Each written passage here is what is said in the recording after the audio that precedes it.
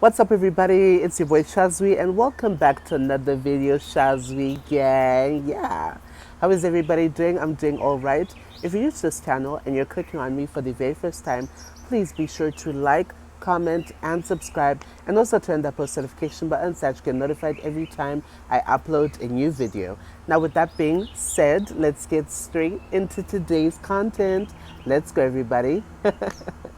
How is everyone doing? I know this is a different setting. I filmed out here before, so this is probably my second time doing this. But you know what? I'm really comfortable right now. I'm sitting outside. It's like 8 p.m. or whatever, summertime. And I just wanted to come out here and, have a discussion with you guys and talk about how I feel about this latest season of 13 Reasons Why, of season 4. It's, final season. And I just wanted to share some thoughts on the show and just the bigger discussion that the show has, for the past 3-4 years been trying, that has been pushing. I guess, yeah, it's 3 years because the first season came out 2017. Um, so let's get into it. So for those of you who don't know, I've talked about 13 Reasons Why before, but just a quick recap. 13 Reasons Why is a Netflix show that came out in 2017, and it was a show about a 17-year-old girl named Hannah Baker, played by Catherine Langford. And so she commits suicide and leaves behind a box of tapes. And so these tapes name various people who she feels contributed to her suicide, or she feels that should have known why she committed the suicide. And so when we watch the show, we see it through the visual perspective of Clay while we hear Hannah's story. Clay is played by Dylan Minnette. And so Clay Jensen, he's the main character of the show, and throughout all of these different seasons, we see Clay trying to be the hero, trying to bring justice for Hannah, and try to bring justice for various people, and try to challenge people, and basically, make sure that people take responsibility of their shit, pretty much. Excuse my language.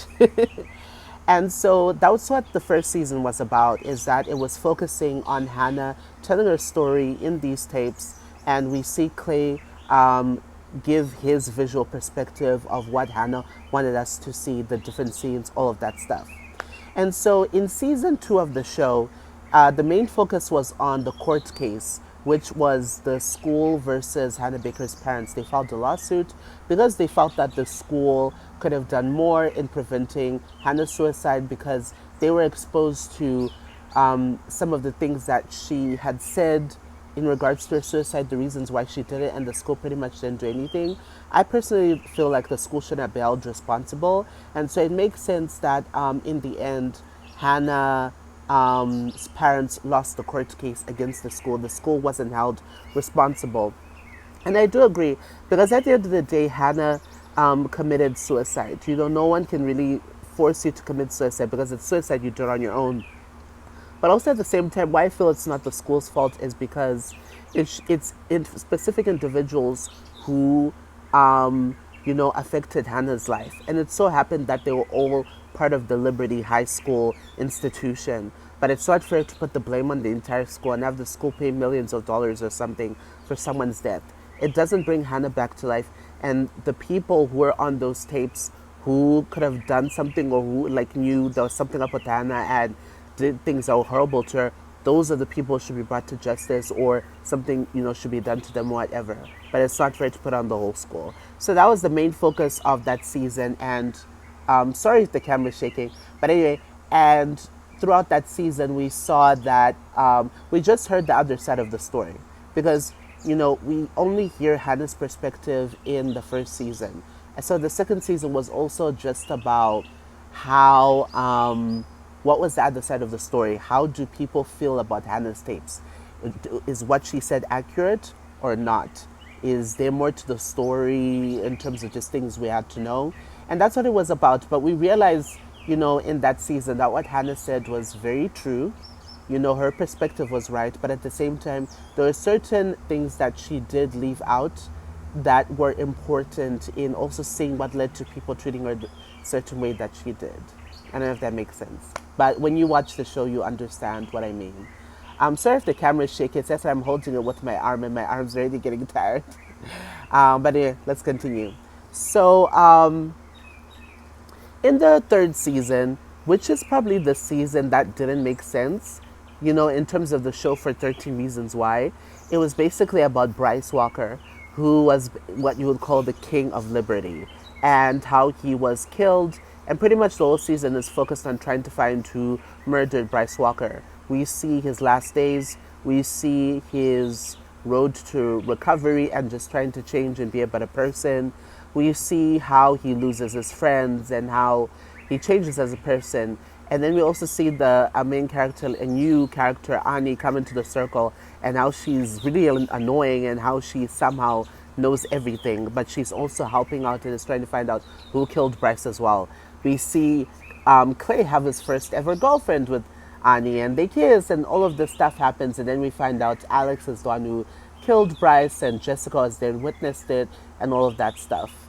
And then this last season, season 4, is pretty much mainly, it's focused on a bunch of things, but the main focus of it is pretty much covering up of Monty's murder by saying that he actually killed Bryce instead of Alex killing Bryce. And so the main antagonist of this season is Winston, who was the person who Monty had slept with, and the football players, and how they're both working together to try and expose Clay and his friends and basically bring out the truth that it was Alex who killed Bryce.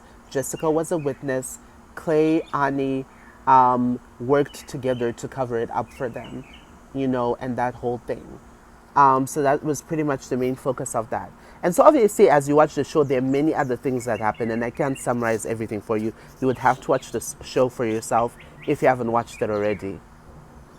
Oh, there's a plane passing by. Anyway, sorry, distraction. So, overall, I really, really do love the show. And I just wanted to pretty much do this video to give a tribute to the show and say thank you so much to Netflix for putting the show together. Thank you to Brian Yorkie. Thank you to Jay Asher, who wrote the book. And, thank you to Jay Asher for, writing the book, which I want to read. And thank you to Brian Yorkie for creating the show.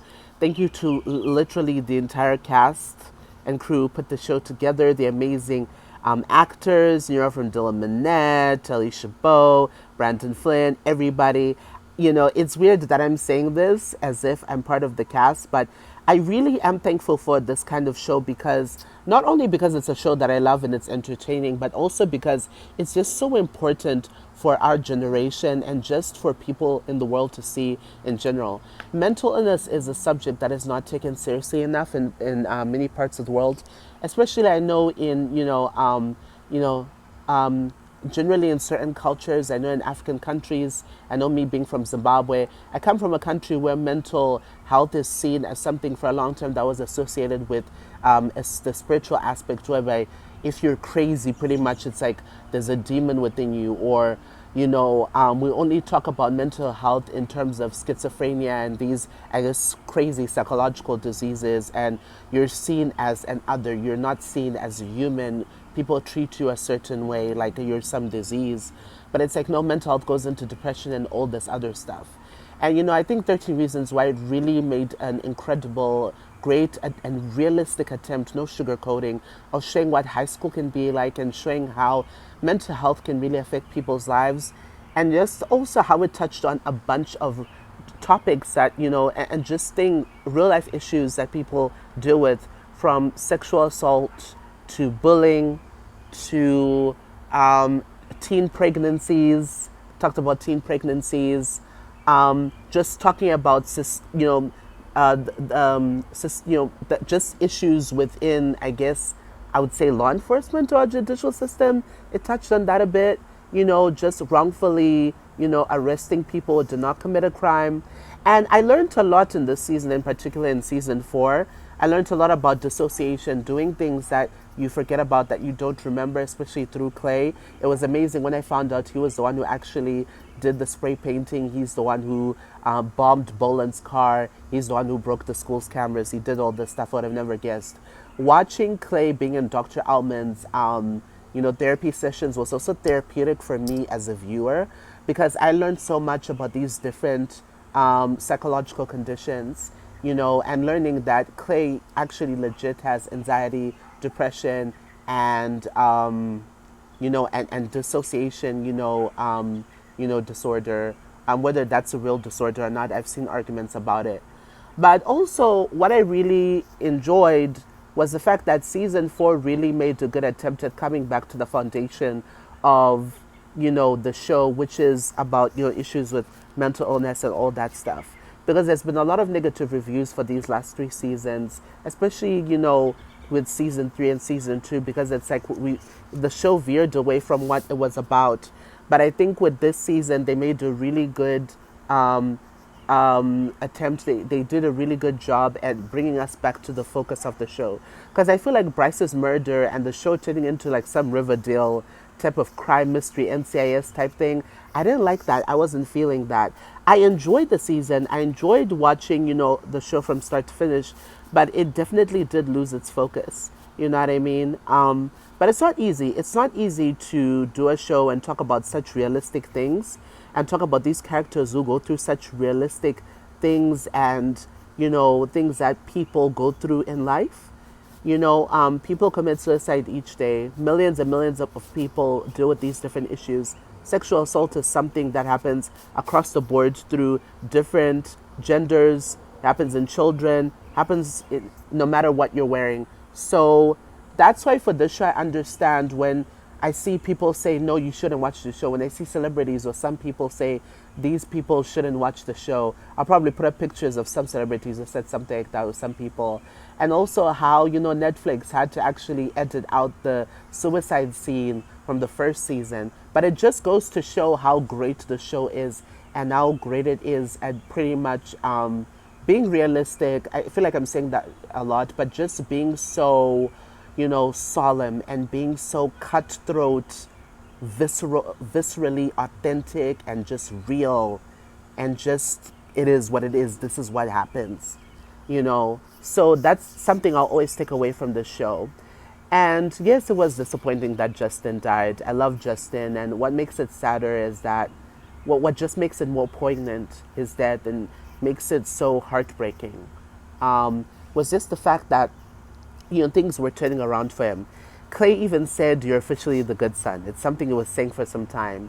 And so to see Justin get into college, get his diploma, and all of this great stuff happening, and just for him to die from a disease that is not a death sentence, from a disease that you can actually is treatable, something you can live with for a long life, but unfortunately found out too late, is just horrible. And I feel like Justin had the feeling that he was sick with something for a while, but he probably didn't want to get tested or deal with it or be looked at something different. So it's just so sad that that happened, but it just speaks to the reality of, where art imitates life, in the sense that bad things happen to good people, and our past comes to haunt us a lot of the time. We think about certain things, like when you're at night in your bed and you're alone with your thoughts, it can be scary because certain memories just jump into your head from nowhere. You're like, why am I remembering this? Why am I thinking about this? And so we have someone like Justin who represents so many people whereby their past sometimes can get the best of them. Their trauma, things they've been through. And Justin is someone who, like Hannah, has been through a lot. I don't think anyone has gone through as much as Justin has gone through. I mean, if you literally remember season 2, when Tony and Clay found him like by a dumpster, and he was literally nothing, like he was just so like homeless and all of this, and in a state of destitution, he really came so far. And so, my main point about that is, we all have our own struggles, and some people go through so much struggle, whether it's financial, whether it's spiritual struggle, whether it's emotional. And some people make it out and some people don't, and I'm not saying that's okay, but I'm saying that's what life is. Life isn't fair. And that's what this season taught us, is that this season we learned life isn't fair. We learned that Clay for a long time has been a hero for everyone. But this season, we saw people being a hero for Clay. We saw Clay break down, literally mentally break down multiple times, do crazy stuff, because he had been through so much trauma.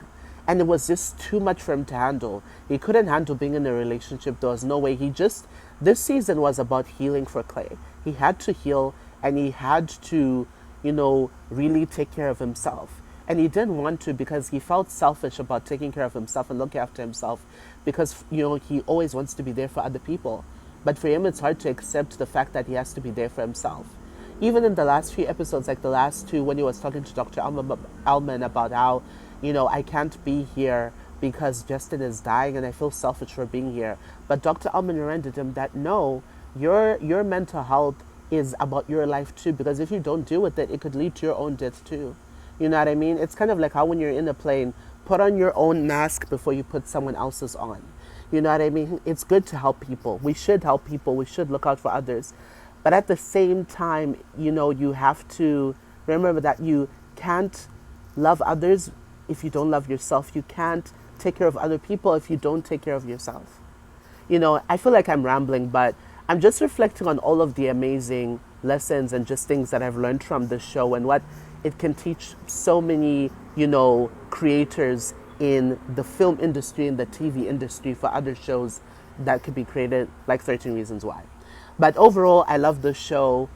I, really like what they did with it. It was just entertaining. It was fun. Not fun to watch. It was really tense to watch, but it was entertaining as well. There were comedic moments, dramatic moments, sad moments, crying moments. The night we met, and I love how in the last episode we see Hannah for the last time in the basketball court with Clay, and just paying an ode to season 1 and season 2, I guess. And also we see that the way the last episode ends, which was, by the way, an hour and a half, and I thank Netflix, I thank 13 Reasons Why for giving us a season finale that was long, like the length of a movie. That was awesome on your part. But also, I like how the way the last episode ended was the way the first episode ended, which was with, Clay and Tony and them driving off. You know what I mean? And just also, I love the quotes in this season. Like, there was a quote which was really cool, where Clay said something about ancient history. Ancient history is never something, it always repeats itself. Like, it ends, but it's never ending. Something deep like that. But I felt that was profound. I was like, okay, like, yes, Clay. Just, hearing Clay being the narrator in this season, because before it was Hannah, and then it was Ani, and now we have Clay. So that was really cool to see. But anyway, thank you so much for watching this video. Thank you so much for being here, and just taking the time out to listen to me, my thoughts, and watch my videos, and being here. I appreciate it so much. Let me know what you guys think of the show. If you haven't watched it, I highly recommend. Let me know in the comments down below. And remember to like, comment, and subscribe. Please feel free to share the channel, and also stay tuned for the very next video, everybody. Shazwi Gang, I will see you next time. And with that being said, I am Claire.